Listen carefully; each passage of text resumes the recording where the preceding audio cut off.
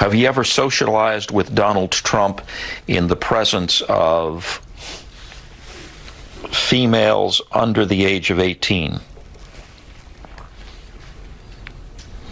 Though I'd like to answer that question, at least today, I'm going to have to assert my 5th, 6th, and 14th Amendment rights, sir.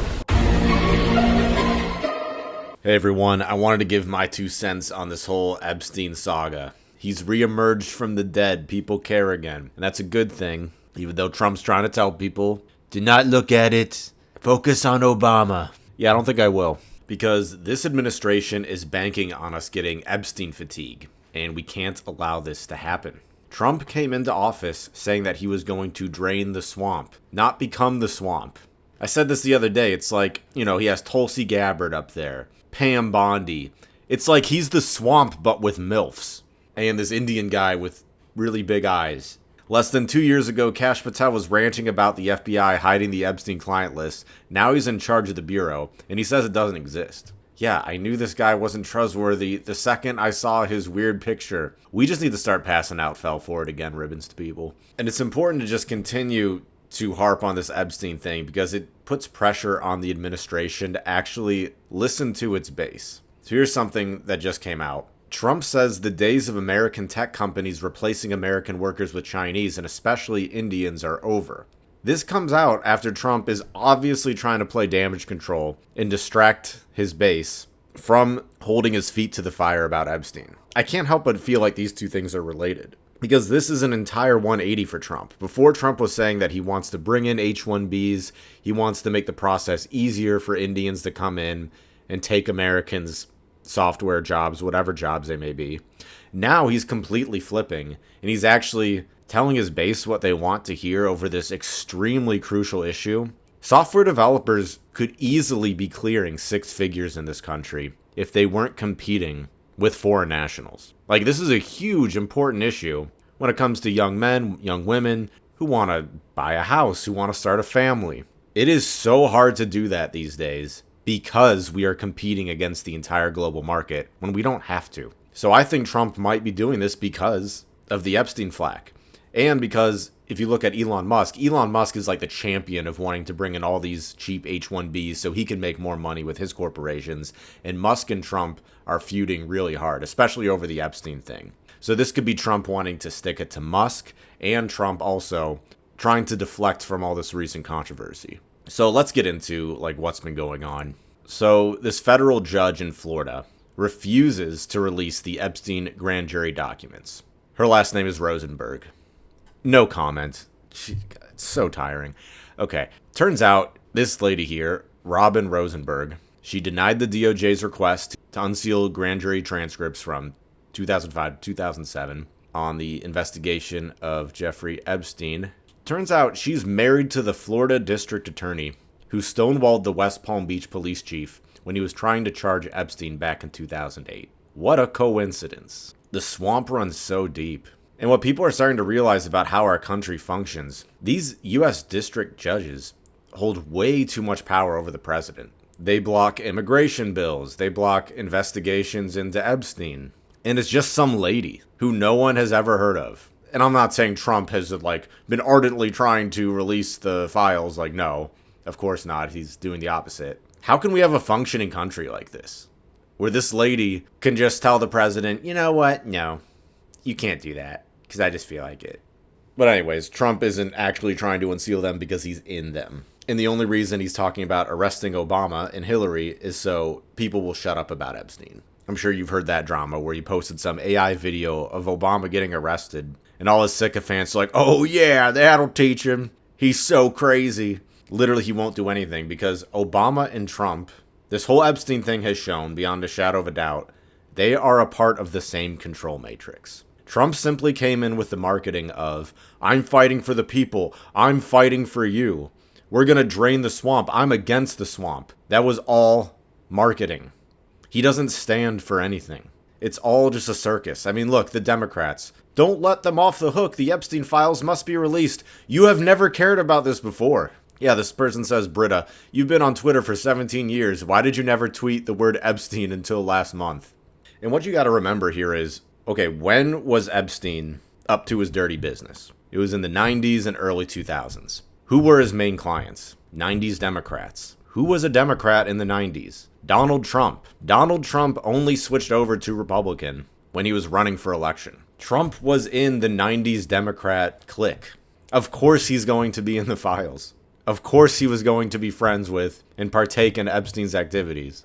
And this person is standing up for Trump. I am going to look at both sides here. He says, Tandy, for those who don't get it, allow me to explain that Trump is in the Epstein files and Garland did nothing with it for 4 years. It means that Trump's role in Epstein's life never crossed into illegal activities. Well, I would say the obvious rebuttal to that is, well, a lot of the Democrats are listed in the Epstein files, and that's why they didn't want to touch that. And there's just a lot of shady things happening recently with this whole Epstein thing now that it's come back to light. Like, former attorney for Epstein, Roy Black, has died. Very conspicuously. This guy knew a lot of information. People are quick to say, like, oh, Trump probably got him killed. Well, there are so many people listed in those files, so many people who are guilty. It could be any of them. So here's Tim Burchett. He's a Republican representative. He's been pretty outspoken about the Epstein files. He was on CNN saying, the public will likely never see the files because this town buries secrets. His quote here, I've been told we could bring down governments in places all over the world. Well, if they're built on this, dadgummit, we ought to bring them down because they're doing business with the devil. And I'm sure Mr. Epstein's dealing with him right now. So I would say that, like, before, back in the day, this would be a pretty, like, extreme accelerationist standpoint of, like, oh, you're down to release the files even though it could shatter the entire system. It's like, yeah, what are we trying to save right now? Young people can't afford a home and start a family. We're competing against the entire world for jobs. Crime is skyrocketing. Quality of life is just plummeting. Not to blackpill, but it's like, yeah, people don't really care to preserve a system that isn't working. This is sort of the whole point, is we want to bring change. And that's become the moderate position now. And just a few years ago, that would be seen as like unhinged, accelerationist. Now we have normie Republican representatives saying this thing. That's how far the Overton window has shifted. 9mm SMG says, if releasing the Epstein files somehow collapsed the entire economy and government, it should still be released. Any system that could be destroyed by bringing child abusers to justice should fail. And that's the Christian position too. That's just the morally right thing to do. Collapse the entire economy. Like, everything isn't already unbelievably expensive. So yeah, I also saved some posts that were in Trump's defense. I want to hear every angle on this. This was his attorney, Epstein's attorney back in the day. People, or at least gave notice to some pretty... saying that he was trying to ask people who were on the list about Epstein and no one was cooperating except for Donald Trump. He said Donald Trump was the only one who was cooperating with the authorities to bring Epstein to justice. I've also heard before that Epstein was kicked out of Mar-a-Lago for being creepy with the girls who worked there by Trump. So it really is just a complicated case. And my hunch, my intuition, I think that Trump did do some nefarious things with Epstein in the very beginning. And then he had some turnaround where he's like, I can't be doing this. This could backfire, because he is forward thinking. He tries to think ahead. And then he just tried to distance himself from Epstein. And he did what he could to do so. That's my hunch. That's my guess. Here's Thomas Massey, Republican representative, saying the Speaker of the House recessed Congress early yesterday for a month to avoid dealing with the Epstein issue. Mr. Speaker, the American people won't forget my legislation isn't going away. It'll be right here when we return, and I'll force the vote using a discharge petition. So this just goes back to what I was saying before. Like, this isn't going away. Trump can create as many distractions as he wants, like an AI video of Obama getting arrested, which Trump won't ever do. If he wanted to do that, he would have done it the first time he was in office. He can say, we're going to stop H-1Bs from coming in. Yeah, I'll believe that when I see it. Like, you can tell he's desperate. Because I think he was really thinking that people would have Epstein fatigue and just be like, oh, well, whatever, let's just move on to the next thing. I don't blame him for thinking that at all. That's my hunch. That was my hunch. Because I know how short people's attention spans are. But I don't think this is going away. And it's not going to go away as long as we don't let it go away. Like, it's all up to us. We have the power to keep harping on this. And it's so important that we do. All right, Fuentes says, the Wall Street Journal just confirmed that Trump has been engaged in a deliberate cover-up of the Epstein files ever since he learned he was named in them in May. Then he spent the last week gaslighting and guilt-tripping his supporters for not believing his lies. Despicable. So yeah, the Wall Street Journal, they did a piece saying that Pam Bondi told Trump, hey, you're in the files. And he just tried to dismiss it. And ever since she told him that, he's been working really hard to make sure that they're never released, and even gaslighting us into saying, you know what, there's no new information at all. You shouldn't even care about it anymore. And his approval rating between 18 to 29-year-olds has dropped 54 points since this whole scandal has reemerged. That is an insane number. And some people online are saying, like really naive liberals, like, oh, looks like the young people aren't supporting Trump anymore. Look how he's dropped in the ratings. Because they think that, oh, that must mean they're Democrats now.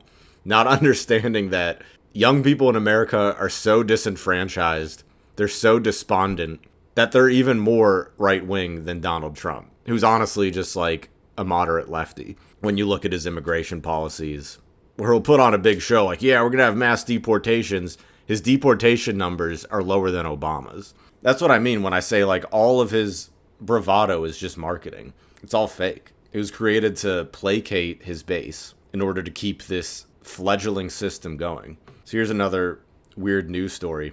Democrat reveals Jeffrey Epstein received $1.1 billion in wire transfers from a single bank account. It's not often you see a Democrat laser focused on Epstein. So there was over 4,700 wire transfers, adding up to nearly $1.1 billion, flowing in and out of just one of Mr. Epstein's bank accounts. If you ask me, that is more than 4,000 potential lines of investigation right there. Hundreds of millions more flowed through other accounts. And that's one account giving him over $1 billion. No one seems to know who was sending it or why. Epstein's almost seems to me like he was the most powerful man in the world at one point. And he's the nexus of a child sex trafficking ring that blackmailed all of the most powerful people in America. Like, this corruption runs so deep. So Jake Shields is asking, in all seriousness, do you think they used the temple to kill children? It sounds too ridiculous to be true, but they spent $1 million on soundproofing, and the elites in Belgium got caught sacrificing children. He's talking about that one elite whistleblower who called them all out for the weird rituals and murdering kids.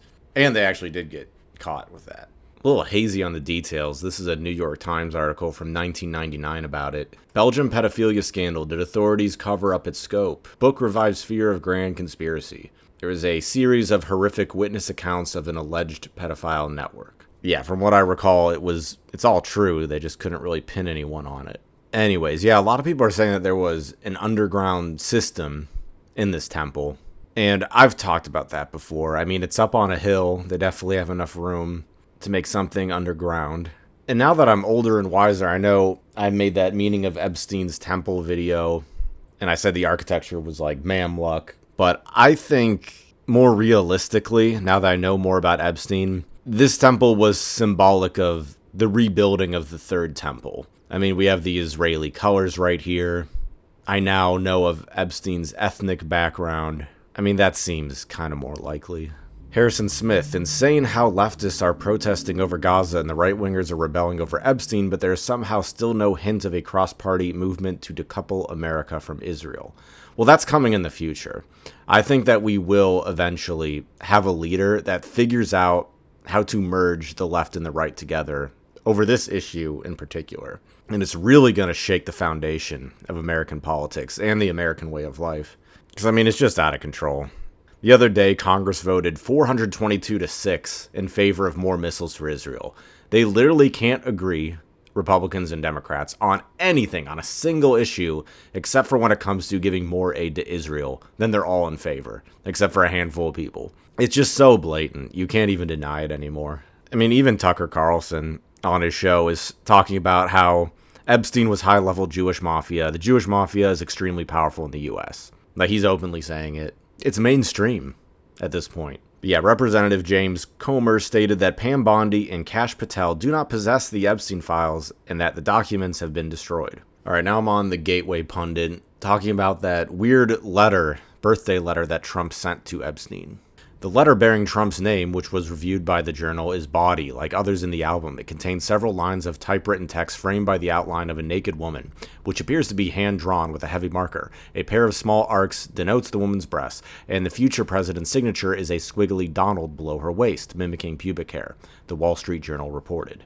So Trump's response to this was, oh, I don't draw cartoons. That can't be me. And I didn't know he drew cartoons, but apparently he does. Like, there's a bunch of sketches online of him doodling towers and skyscrapers. So I could see him doing this.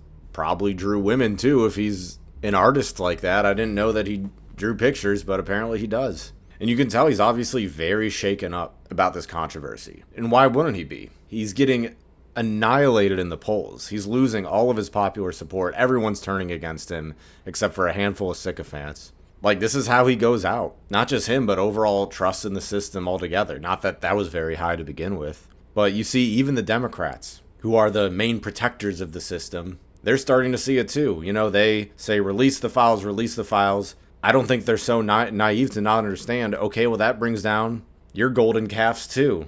That brings down your party as well. That was the majority of his clients. So yeah, very interesting. I'm going to try to be posting more so I can document this important time in history. So yeah, I will be reporting on any new developments.